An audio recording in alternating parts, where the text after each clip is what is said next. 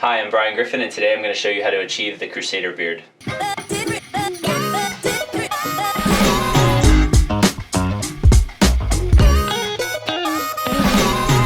So in order to achieve the Crusader beard, you're going to need at least 2 weeks of growth.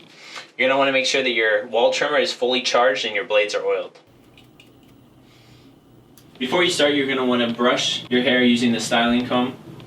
Alright, so the first thing you want to do is line out your beard. The line should go just under your cheekbone and expand out at the bottom of your sideburns.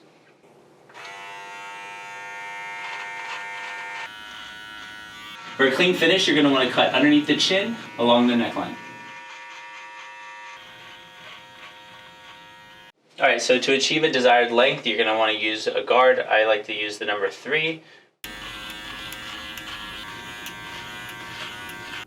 Alright, next I like to use the beard oil because it helps soften the beard.